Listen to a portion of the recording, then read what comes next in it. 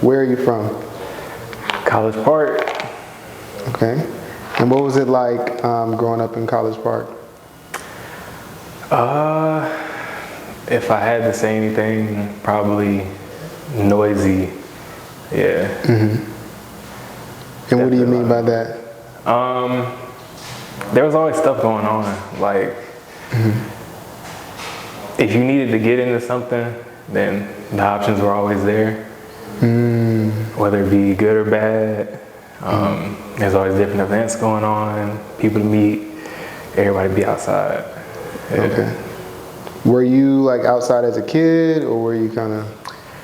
I'd say I was like 50-50. When I was smaller, I was always outside, but like the more I grew up and life started happening, I kind of like sunk into being an introvert. But I stayed outside enough to know like what was going on and what to be safe of and stuff.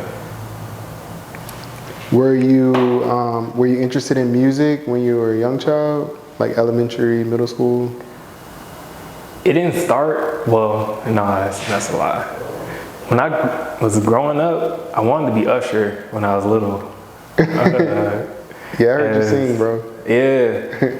Usher was like the first influence, I'd say, probably like musically. Like I remember it was like my birthday or Christmas coming up one year, and we were inside of like Ross or something, but they had this Usher DVD, and I just remember begging my mom like, hey, like, can you get me this DVD? Like, and she was like, no, I'm not gonna get it.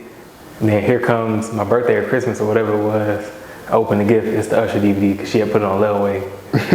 So, yeah, I just remember like watching that and listening to the songs, dancing around and stuff. I got my first pair of Heelys because I saw Usher with like diamond encrusted Heelys on the DVD, stuff like that.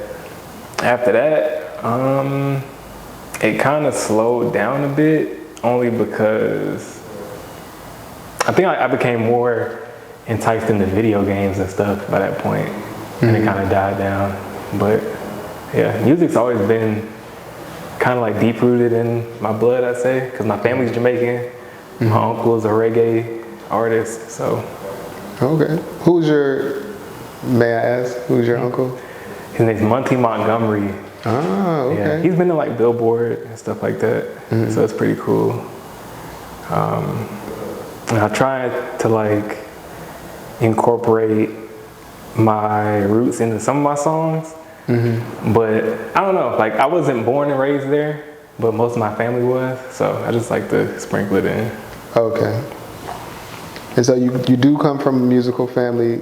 Does your family like promote your music now, or do they encourage your career? Yeah, they're very supportive now, only because I kind of like came out my shell with it. At first, I didn't want them to know I made music at all. Really? Like, I didn't want anybody to know because I was so like self-kept and worrying about people like judging me back then.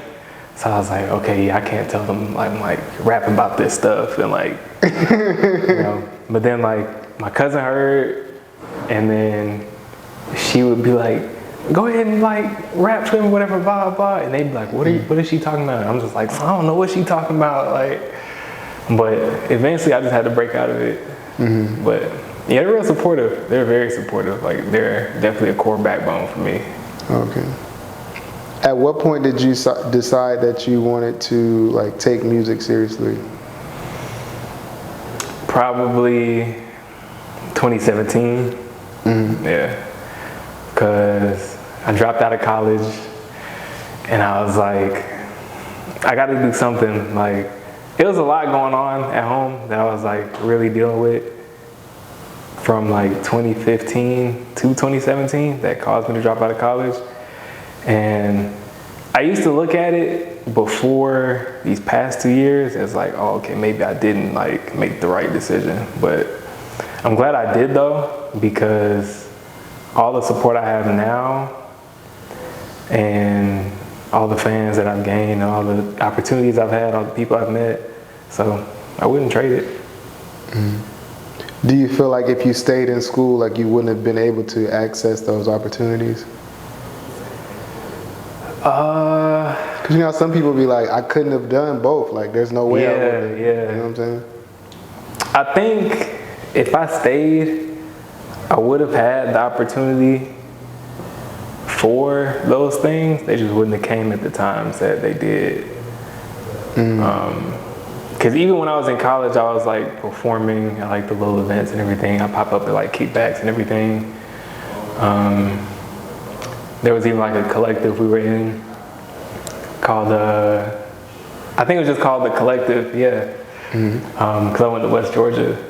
But yeah, I feel like if I had stayed, you know, maybe it would have happened, maybe it didn't, or maybe it wouldn't have. But I don't regret it.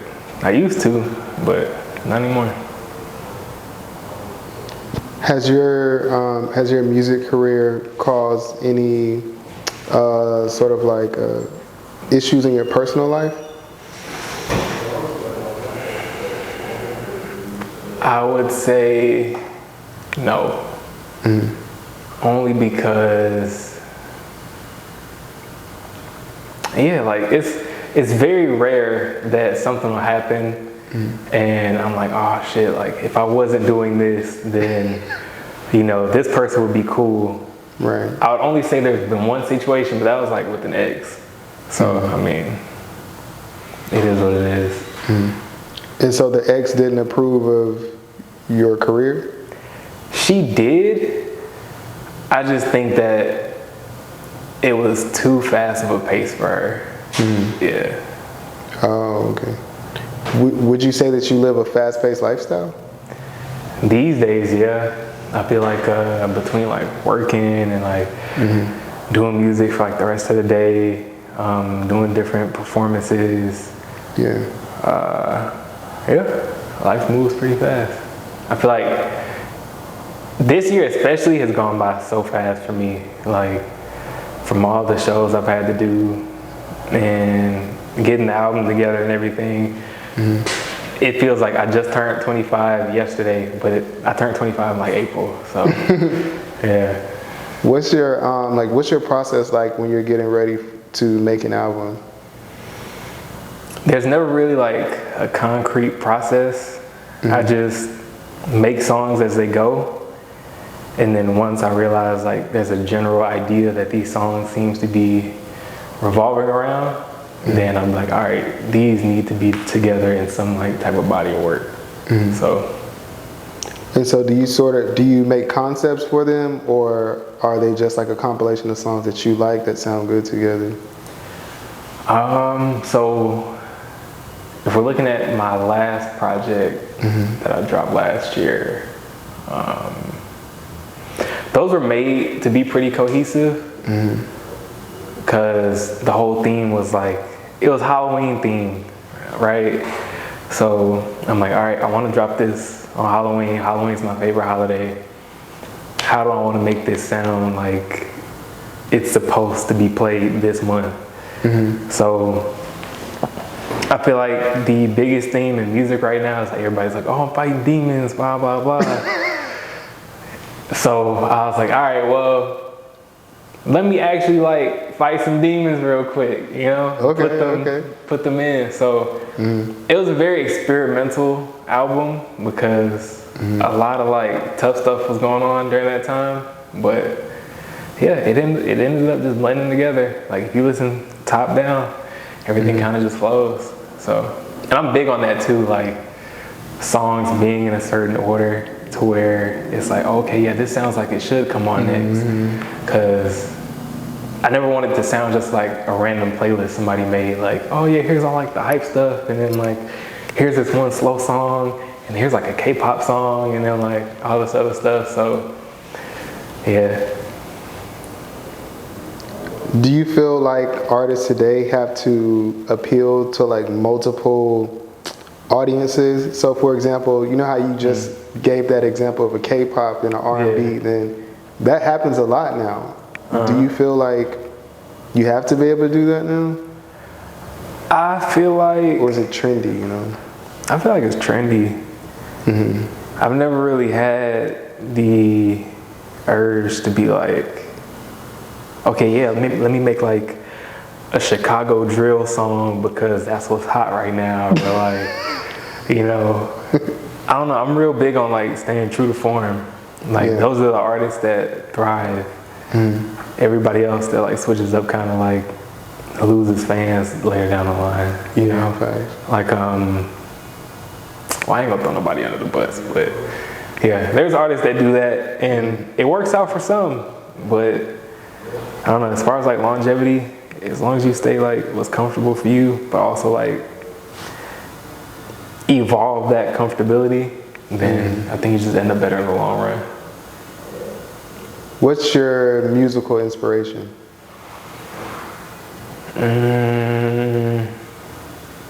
I'd say art for sure. I was an art major in college,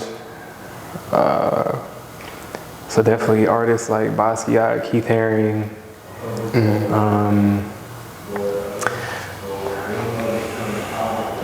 Other than that, probably like movies for sure. Definitely movies. Yeah, I don't know why I didn't think about that first. Yeah, because I don't know. Movies have like a feeling of, it's like an outer body experience. Like you're watching a movie, or like I don't know if it's everybody else, but when I'm watching a movie and I'm really into that movie, after the movie's over, I'm walking out the movie theater feeling like, oh shit, I am Spider-Man, or like, you know.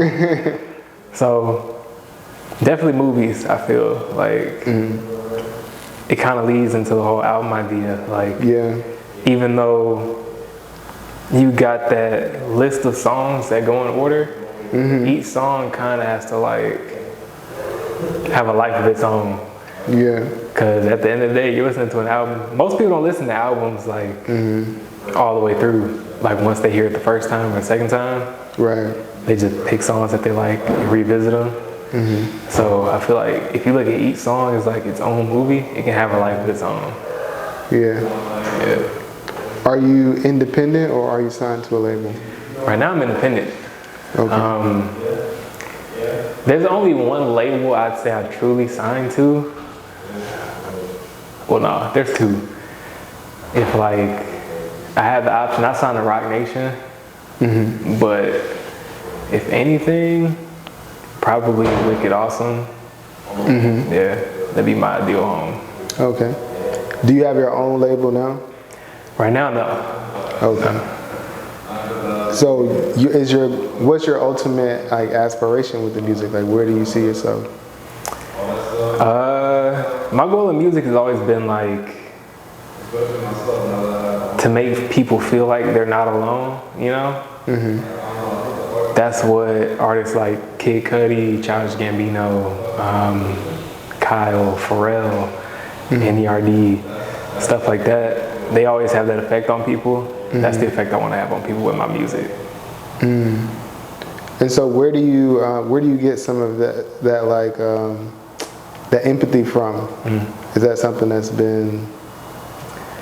I think it's been like passed down onto me from my mom. She's a very like empathetic person. Like she's very like family oriented, or like if she considers you like a real good friend, then like she's gonna watch out for you. Or even just having like that empathy for people you don't know. Like it's just a common courtesy. So yeah, shout out to mom. Do you have any favorite artists that you listen to? Yeah, I'd say the ones I just named, like Kid Cudi, Childish Gambino, Pharrell, dang, bro. Superboy. A lot of people don't know who he is, but that's my dog. He's from Chicago. I really want to get a song in with him soon. A lot of like artists that are like left of field. Dang, you didn't say yourself.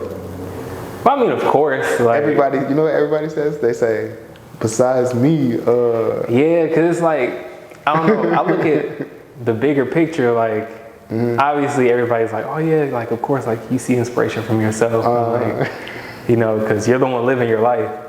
But, yeah, like, it's like that book, Still Like an Artist. Or like, That's what it's called. Yeah, Steal Like an Artist. Yeah. At the end of the day, like, you are yourself, but most of the things that you do are inherited from something else, whether it be like a place you go, a person you listen to, a movie you watch, so on and so forth. So I feel like before having that like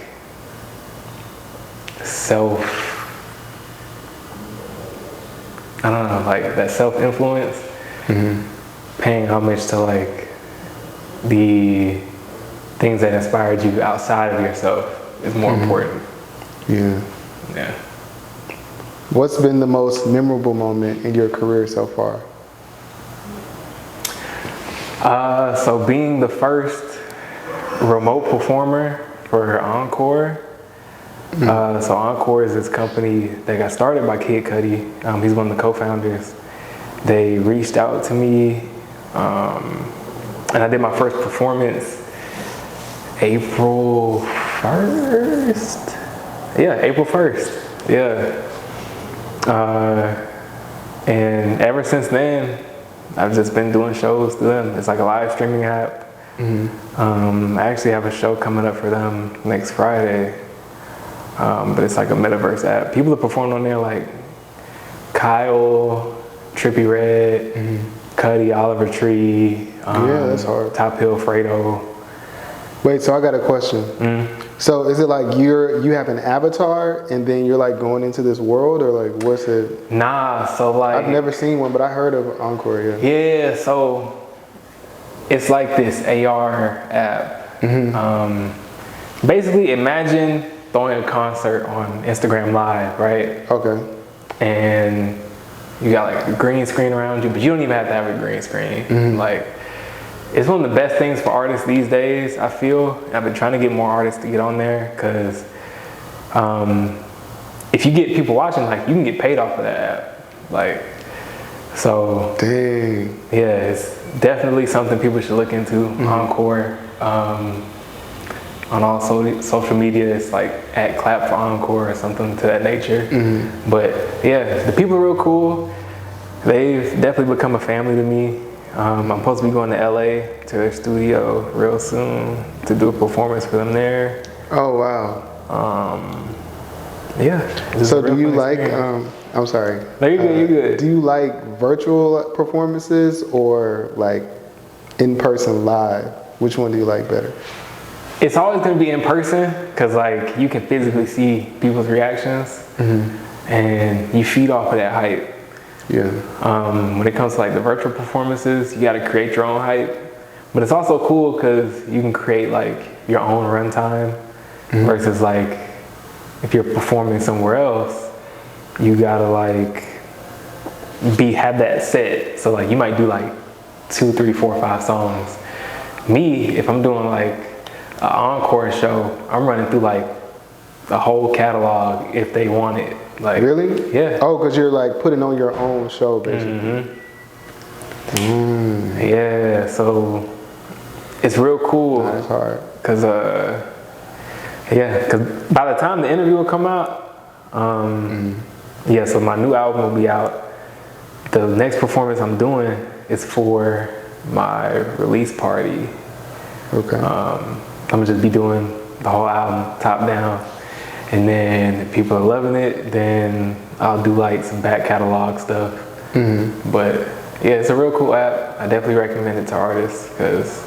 So when you release your album or your next project, you're just gonna do a virtual like release party and not a physical release party? Nah, so like I'm doing both at the same time. Oh, that's hard. Yeah, so okay. And a lot of people have been doing that on the app recently too, which is cool, because the app is so new, because it was created during like peak quarantine, and that's one of the reasons why it was made. So it definitely gets molded into like whatever experience you want.